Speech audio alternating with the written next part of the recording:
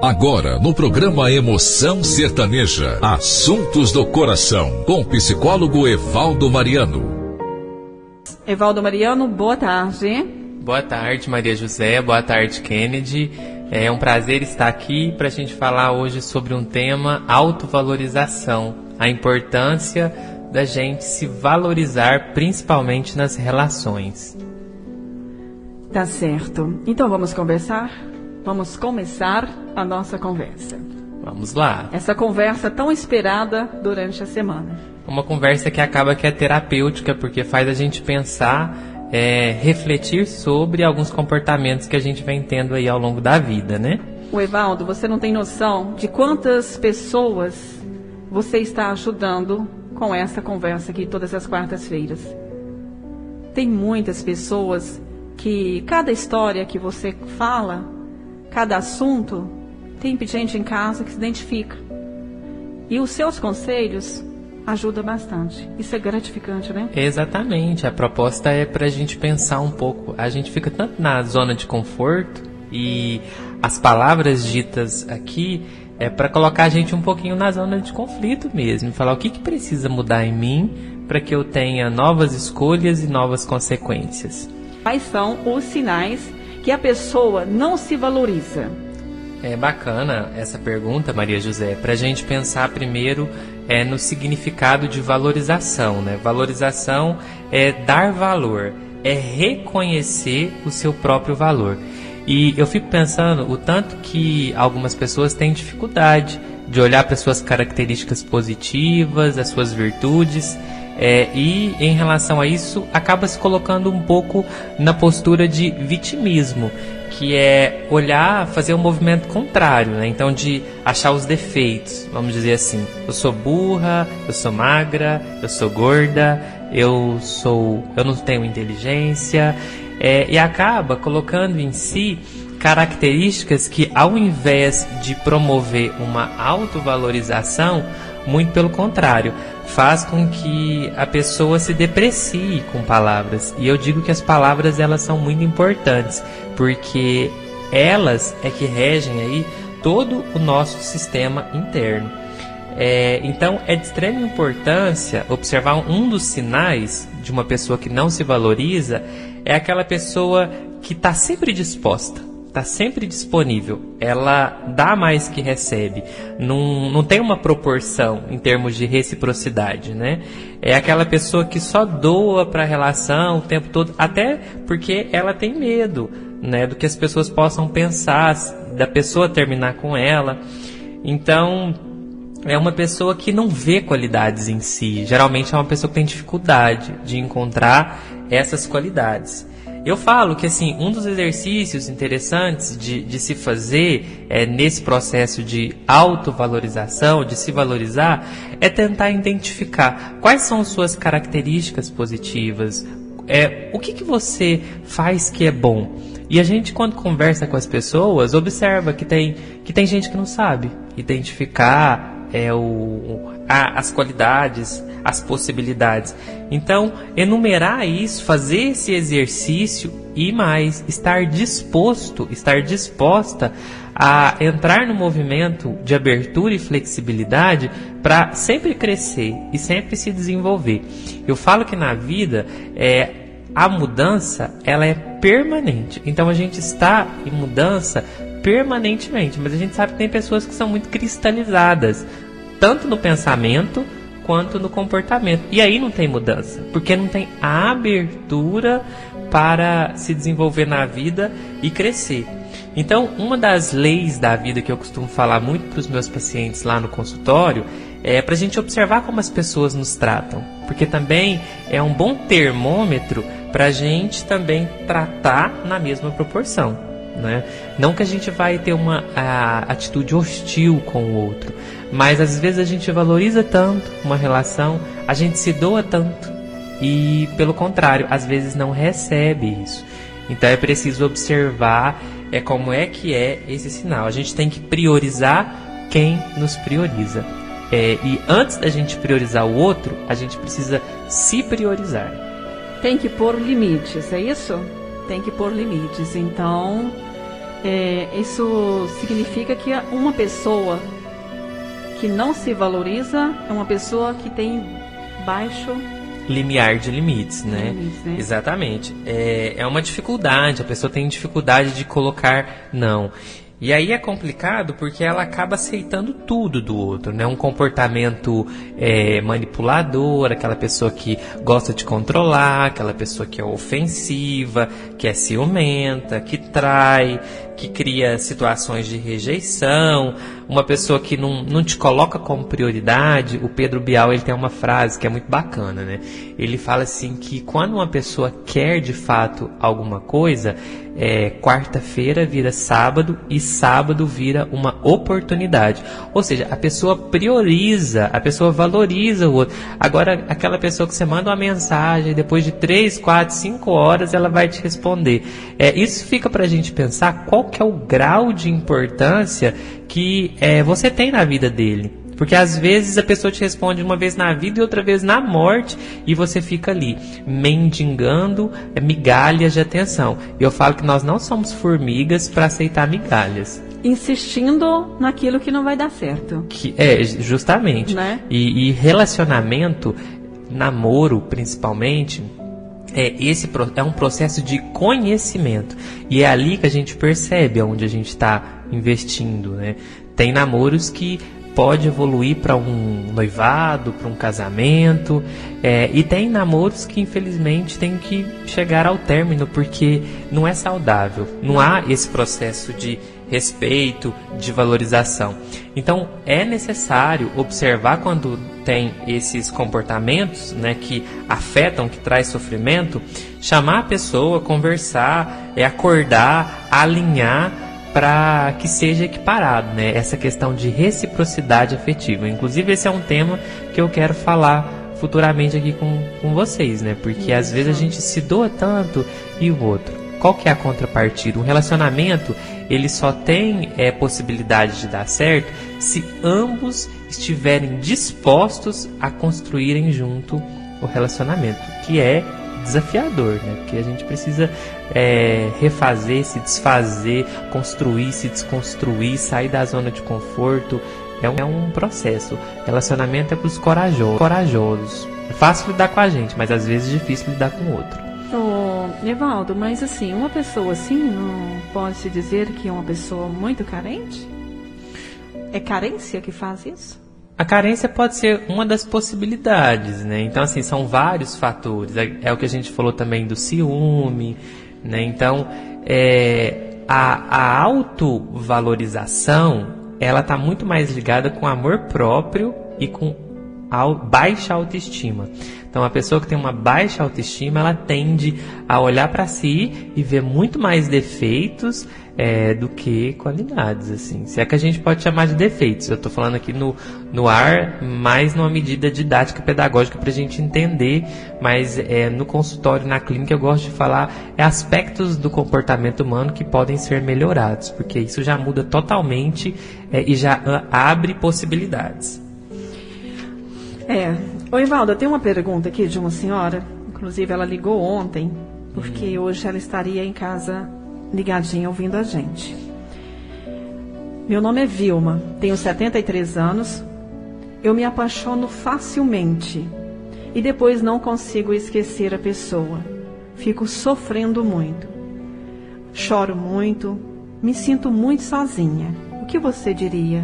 O apaixonar, assim, tem pessoas que têm uma dependência emocional muito grande, né, do outro.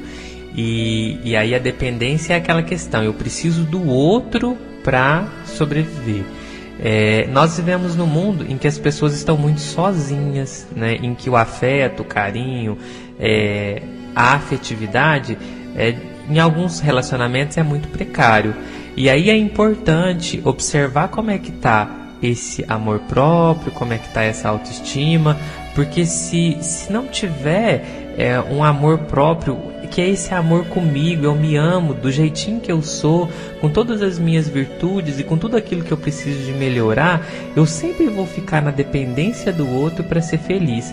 E o outro, ele não pode ser a base da nossa felicidade. A base da nossa felicidade tem que estar conosco. E só dizendo, né, que para a psicologia a felicidade ele é um estado, ela é um movimento. Então, que às vezes a gente tem uma promessa de que será felizes para sempre, né? E isso é só nos contos românticos. Na vida humana, as emoções, elas são como estações. Então tem dias alegres, tem dias tristes, tem dias de conflito, e isso nos prepara para lidar com as diferentes adversidades da vida. Tá certo. Então, a senhora Vilma ligadinha aí com a gente. Obrigada aí pela participação. Muito obrigado, Vilma. Bacana a pergunta dela. É, verdade. Então, você já me falou, sabe, da importância do limite para a autovalorização, né?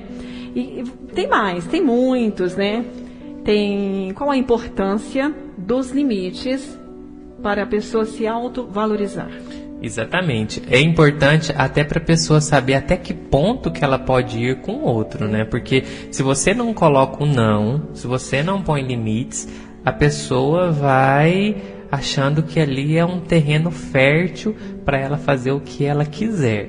Errar, trair, enganar, mentir, de colocar uma posição de vitimismo e até mesmo trazer aí uma violência psicológica. E o que é colocar limites? Colocar limites é dizer não. Isso me machuca, isso me faz mal, isso me coloca em sofrimento, eu não quero isso. Né? Se é isso que você tem para me oferecer, e se você não está disposto a corrigir esse comportamento, não dá certo para mim.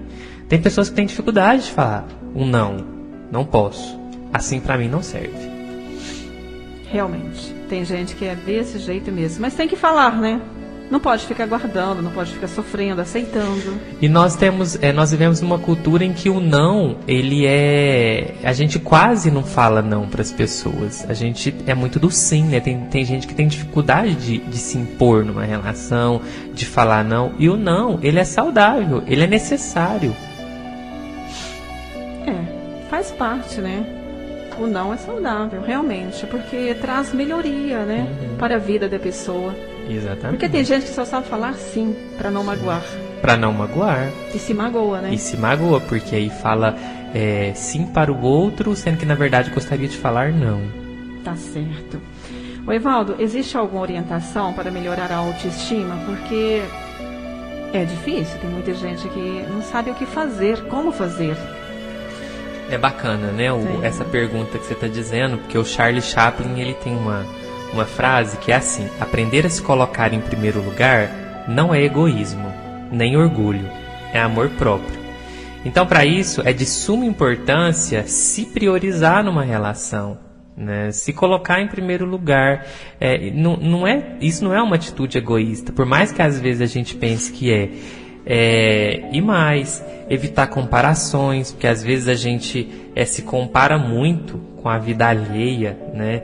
E não pensa que cada pessoa teve uma construção de um caminho para chegar até ali. E aí acaba que quando a gente faz comparação, uma pessoa fica numa posição superior e a outra numa posição inferior, porque houve a comparação. Então, se a gente for se comparar, a gente precisa se comparar com a gente, jamais com a vida do outro. Reconhecer as conquistas, os avanços, os progressos, até os próprios limites. É um processo mesmo de autoconhecimento, orientação psicológica, reflexão, trabalhar a inteligência emocional, porque às vezes a gente é tão inteligente, né, enquanto profissional, numa certa habilidade operacional, mas quando se trata de emoção, não tanto. Às vezes a gente explode com frequência, a gente é impulsivo na palavra e fala palavras que podem machucar o outro. Então, trabalhar também esse desenvolvimento da inteligência emocional. Tá certo. Tem muita gente que tem falta de amor próprio, né? Isso acontece com várias pessoas, a falta de amor próprio. Mas muita gente pensa assim, o que fazer, né? Por que está causando essa falta de amor próprio em mim? Por que eu sou assim? O que fazer? Às vezes quando a gente começa, bacana essa pergunta, o trabalho lá como psicoterapeuta, né, meu trabalho como psicólogo, eu falo para as pessoas, vamos para o trabalho, né, que é o nosso trabalho diário, que é uma autoanálise.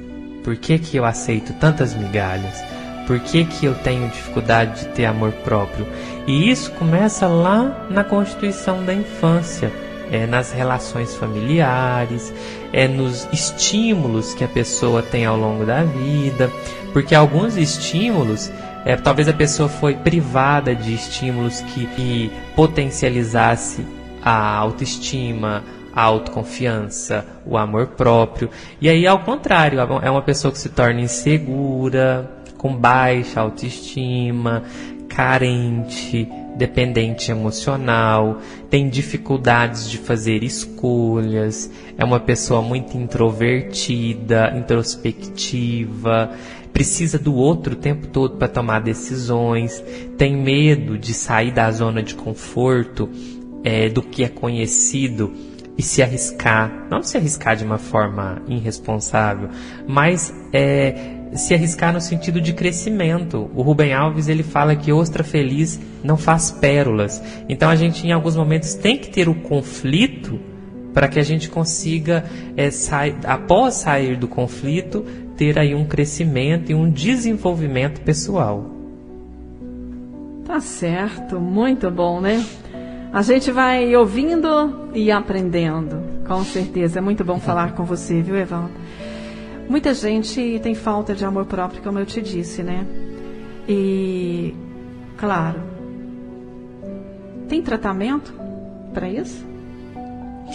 Como eu disse, né? Assim, a palavra, eu nem diria muito tratamento, sabe? Mas porque às vezes quando a gente vai no psicólogo, nem sempre é no sentido de tratar, mas no sentido de se conhecer, né? De observar como que a falta do amor próprio pode afetar na autoestima, como que a pessoa se vê, porque às vezes ela tem uma autoimagem distorcida do que de fato é. Por exemplo, eu tenho no consultório uma pessoa que ela é extremamente inteligente, muito bem vista na sociedade, uma profissional de excelência, mas ela não se vê assim, ela se vê totalmente ao contrário. Então ela tem uma autoimagem que vai contra o que as pessoas percebem dela. E evitar, então, assim, sempre fazer concessões, porque às vezes a gente aceita algumas coisas do outro em prol de que porque vai de acordo com os valores, né? Isso vai contra os valores morais, com as crenças. Então, assim, quando eu falo de concessões, para a gente pensar que a gente não pode aceitar uma coisa que foge muito do que a gente percebe, dos nossos valores, do que a gente acredita, somente para agradar o outro. Se valorizar, dizer, olha, isso me fere, isso vai contra o meu pensamento, a minha crença religiosa, a forma como eu penso o mundo, a forma como eu vejo o mundo. E quando a gente está num relacionamento, a gente lida com diversidade, com o diferente, cada um tem uma forma de pensar, de agir e de ser no mundo. São duas culturas que se unem e que se constroem juntos. Muito bem. E nós estamos conversando com o psicólogo Evaldo Mariano. A conversa é tão boa, hein, Evaldo, que a gente até esquece. É verdade, está aí. O tempo está passando. Conversando aqui com o psicólogo Evaldo Mariano. Se você quiser agendar um horário com ele, olha, é na clínica Núcleo Espaço Essencial. No telefone você pode ligar 3261-3877, falar com a Mônica. O Evaldo Mariano atende convênios particular, né? Rede Med, Pizeng, Brasil Med, Associação Médica, Fratari, Vitalis, Prêmio Saúde e Unimed. Atende a criança e o adolescente e o adulto. Precisando, é só entrar em contato. Evaldo, mais uma perguntinha aqui para liberar você, né? Tá certo. A autovalorização é um exercício diário? É um exercício diário de crescimento. E a gente precisa se observar, aceitar, né? Fazer uma aceitação, uma autoaceitação de quem a gente é, observar as nossas forças e as nossas fraquezas. E eu falo que está disposto mesmo, né? Disposto a acreditar em alguma coisa. A fé é, eu preciso acreditar em alguma coisa e ir atrás dela. Porque se eu ficar o tempo todo olhando para minha vida numa postura de vitimismo e achar que o mundo é assim, ó céus, ó Deus, isso só acontece comigo, não acontece com ninguém, por que a minha vida é assim? E não se movimentar em busca de algo que possa te acrescer e se desenvolver, você pode passar uma vida do mesmo jeito, cristalizado, porque tem crenças aí que te bloqueiam. Muito obrigado, Maria José. Pois é, muito bem. Foi a nossa conversa aí com o psicólogo Evaldo Mariano. E você pode acompanhar o Evaldo Mariano nas redes sociais, viu? Segue ele lá, muito bom. Instagram e Facebook, @Evaldo. Instagram e Facebook, @Evaldo Mariano Psicólogo.